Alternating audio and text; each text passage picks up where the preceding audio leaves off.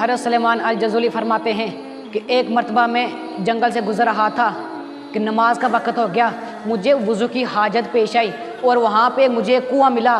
کنویں میں پانی تو موجود تھا مگر ڈول اور رسی نہیں تھی کہ جس سے میں پانی نکال سکوں۔ قریب ایک چھوٹا سا گھر ہے کہ اس گھر کی چھت پر ایک چھوٹی سی بچی کھڑی یہ منظر دیکھ رہی تھی۔ میں اسی سوچ و بچار میں تھا۔ وہ بچی پوچھتی ہے، اے چاچو آپ کو کیا کام ہے، آپ کا نام کیا ہے، آپ کیوں پریشان ہیں؟ وہ فرماتے ہیں کہ بیٹی نماز کا وقت ہو گیا ہے، میں نے وضو کرنا ہے، وضو کے لیے ڈول اور رسی نہیں ہے کہ جس کی وجہ سے میں کنویں سے پانی نکال سکوں۔ وہ بچی پوچھتی ہے، چاچو آپ کا نام کیا ہے؟ فرماتی ہیں، اے بچی میرا نام سلیمان الجزولی ہے۔